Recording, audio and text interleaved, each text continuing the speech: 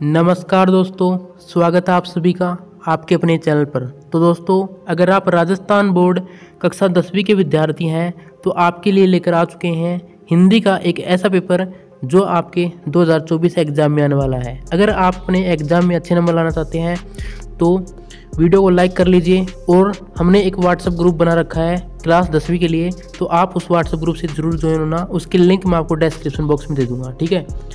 चलिए शुरू करते हैं आपका पेपर को, ठीक है। तो यहाँ पर समय रहने वाला है 3 घंटे 15 मिनट का, और आपका जो 80 नंबर का पेपर रहने वाला है पूरा, ठीक है।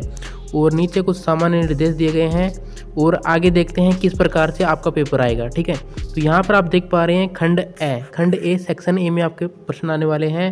निम्नलिखित वस्तुनिष्ठ प्रश्नों के उत्तर अपनी उत्तर पुस्तिका में लिखिए, जो कि आपके 12 नंबर के होंगे। सभी प्रश्न 1-1 नंबर के होंगे, 12 क्वेश्चन रहेंगे, ठीक है। यहाँ पर पहला क्वेश्चन आपका दिया गया है, पंडिताइन शब्द में प्रयुक्त प्रत्यय है। तो देखो, प्रत्यय क्या होता है? जो शब्द के लास्ट में जुड़ करके शब्द का अर्थ बदल देता है तो उसे प्रत्यय कहते हैं। तो इसके लास्ट में क्या जुड़ रहा है? पंडिताइन, तो इसका क्या हो जाएगा? पंडिताइन, इसका हो जाएगा ऑप्शन नंबर बी, इसका बिल्कुल सही आंसर हो जाएगा। आइन इसका बिल्कुल सही आंसर है, ठीक है। क्वेश्चन नंबर 2 आपका रहने वाला है, यहाँ पर देख सकते हैं, शौच शब्द का सही संधि विच्छेद क्या है? तो इसका क्या हो जाएगा? शौच का सु प्लस अच, इसका बिल्कुल सही आंसर हो जाएगा। तो ये कौन सा ऑप्शन है? ऑप्शन नंबर द बिल्कुल सही है, ठीक है, सु प्लस अच, ठीक है। क्वेश्चन नंबर 3 आपका रहने वाला है, भ्रमर गीत की भाषा है। तो भ्रमर गीत की भाषा कौन सी है? तो इसका हो जाएगा ब्रज भाषा है भ्रमर गीत की, ठीक है। क्वेश्चन नंबर 4 आपका रहने वाला है, अट नहीं रही कविता में किसकी आभा का वर्णन है? तो इसमें फागुन का वर्णन है। ऑप्शन नंबर पहला बिल्कुल सही हो जाएगा। क्वेश्चन नंबर 5, जयशंकर प्रसाद का जन्म कहाँ हुआ? तो जयशंकर प्रसाद का जन्म वाराणसी में हुआ। ऑप्शन नंबर बी बिल्कुल सही हो जाएगा। क्वेश्चन नंबर 6 देखते हैं। क्वेश्चन नंबर 6, शिव धनुष तोड़ने वाले को परशुराम ने किसके समान अपना शत्रु बताया है?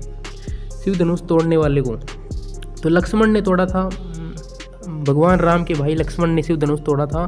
तो उसको किसके समान बताया है? उसने, परशुराम ने किसके समान बताया है? तो सहर्ष बाहु के समान बताया है, ठीक है। क्वेश्चन नंबर 7 देखिए, यहाँ पर शहर के मुख्य बाजार के मुख्य चौराहे पर किसकी प्रतिमा लगी थी? तो क्वेश्चन नंबर 7 का आंसर हो जाएगा option number first, Netaji Subhash Chandra Bose की, ठीक है। क्वेश्चन नंबर 8 की ओर चलते हैं, यही सच है कहानी संग्रह के लेखक है। तो इसमें हो जाएगा मन्नू भंडारी इसके लेखक है, यही सच है कहानी है, ठीक है। Option number C. Question number 9 देखते हैं, लखनवी अंदाज में लेखक के मध्य कवि ने किस पर व्यंग किया है? तो इसका आंसर हो जाएगा नवाबों पर व्यंग किया है, ठीक है। ऑप्शन नंबर सी बिल्कुल सही हो जाएगा। क्वेश्चन नंबर 10 यहाँ पर आप देख पा रहे हैं, मानव संस्कृति है। तो मानव संस्कृति विभाज्य है, अविभाज्य है, किस प्रकार से है? तो क्वेश्चन नंबर 10 का आपका जो आंसर आएगा अविभाज्य है, ठीक है। ऑप्शन नंबर बी इसका बिल्कुल सही हो जाएगा। क्वेश्चन नंबर 11 देखते हैं, मेहनतकश बादशाह का शहर कहा गया है? तो किसे कहा गया है? तो ऑप्शन दे रखे हैं ना आपको, तो गंतोक बिल्कुल इसका सही हो जाएगा। Option number A. Question number 12 देखिए, पिताजी तारकेश्वर को प्यार से कहकर बुलाते थे। तो क्या कहकर बुलाते थे? तो भोलेनाथ कहकर बुलाते थे, यहाँ पर भोलानाथ है। ऑप्शन नंबर बी, ठीक है। अब आ जाते हैं आपके क्वेश्चन नंबर 2, यहाँ पर देख रहने वाला है, रिक्त स्थानों की पूर्ति कीजिए, जो कि आपके 6 रिक्त स्थान आएंगे और सभी 1-1 नंबर के आएंगे। तो चलिए देखते हैं, जिस क्रिया में 2 कर्म प्रयुक्त होते हैं उसे कहते हैं। तो उसे क्या कहते हैं? 2 कर्म होते हैं, एक कर्म होता तो एक कर्मक, इसमें 2 कर्म हो रहे हैं तो ये कौन सी हो जाएगी? द्विकर्मक क्रिया। क्वेश्चन नंबर 2, अविकारी शब्द को खालिस्तान कहते हैं। तो अविकारी शब्द को तो अव्यय कहते हैं, तो इसका हो जाएगा अव्यय, इसका बिल्कुल सही हो जाएगा आंसर, ठीक है। क्वेश्चन नंबर 3, खालिस्तान समास के दोनों पद समान रूप से प्रधान होते हैं। तो कौन से होते हैं? द्वंद्व समास के दोनों पद प्रधान होते हैं। अच्छे तरीके से याद कर लो, ठीक है। क्वेश्चन नंबर 4 ऊपर कर देते हैं इसको। 4 रहने वाला है संज्ञा सर्वनाम क्रिया का अव्यय ये शब्दों के साथ खालिस्तान जोड़कर विशेषण बनाए जाते हैं।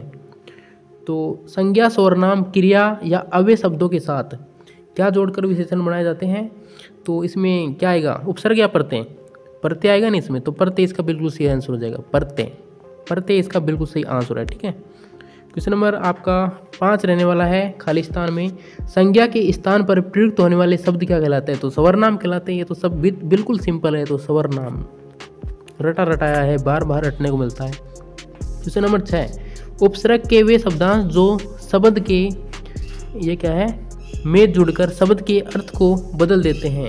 तो उपसर्ग 2 उप मतलब पहले, तो शब्द के पहले जुड़ करके, ठीक है, पहले शब्द के पहले लिख सकते हो या आरंभ लिख सकते हो, प्रारंभ लिख सकते हो, एक ही बात है। तो पहले लिख दो, शब्द के पहले जुड़कर शब्द का अर्थ बदल देते हैं, वो उपसर्ग कहलाते हैं। और जो शब्द के बाद में जुड़ते हैं और वो प्रत्यय कहलाते हैं। ठीक है, तो इसका आंसर तो पहले आएगा।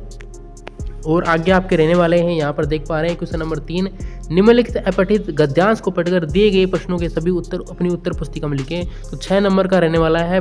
अगर आपने कुछ भी नहीं पढ़ा है ना, तो अभी आपके 6 में से 6 आनी चाहिए इसमें, तो ठीक है ना, इसमें आपको कोई भी गलती नहीं करनी है। तो इसको पढ़ लेना है।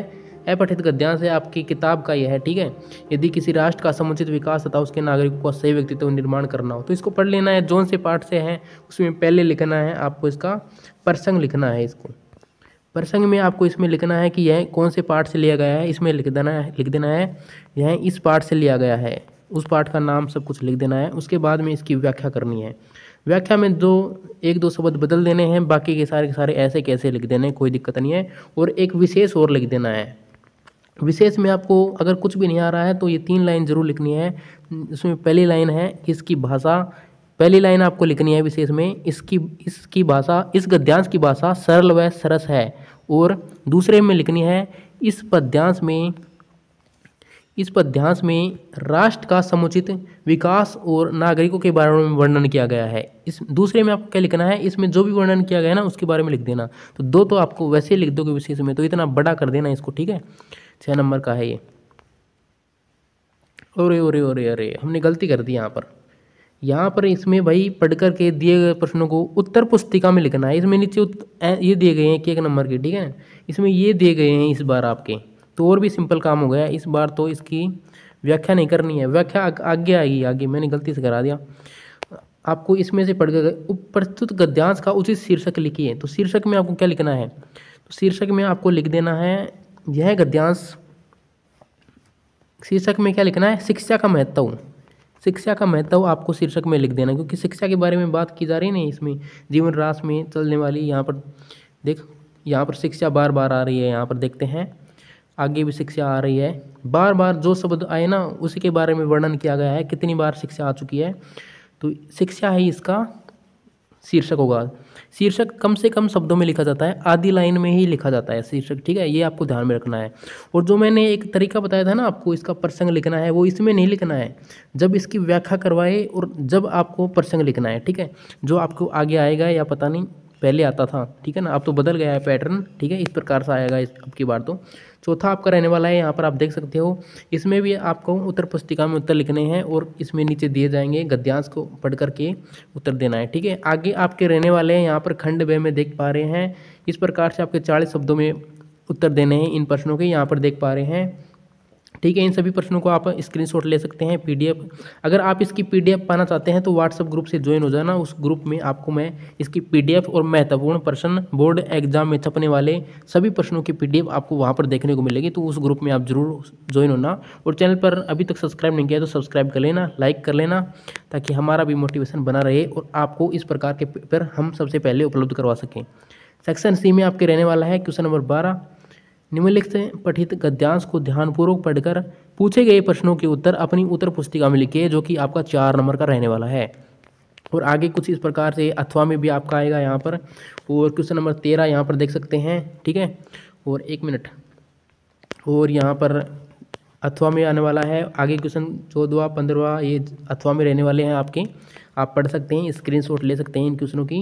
PDF मैं आपको दे दूंगा इनकी क्वेश्चनों की। खंड द में आपके रहने वाले हैं 6 नंबर का क्वेश्चन आपका रहने वाला है खंड द में, और 18 जो क्वेश्चन रहने वाला है उसमें रहने वाला है 300 शब्दों में आपको एक निबंध लिखना है, जिसमें से इम्पोर्टेंट कौन सा है इनमें से देख। तो इसमें से इम्पोर्टेंट है प्रदूषण की, पर्यावरण प्रदूषण एक तो बहुत ज़्यादा इम्पोर्टेंट है, और तीसरा में अनुशासन का महत्व नहीं, पर्यावरण प्रदूषण पर तो बार बार पूछा जाता है। तो उम्मीद करता हूँ आप सभी को यह वीडियो अच्छी लगी होगी। वीडियो अच्छी लगी तो वीडियो को लाइक कीजिए, चैनल को सब्सक्राइब कीजिए, अपने दोस्तों में इस वीडियो को शेयर कर दीजिए।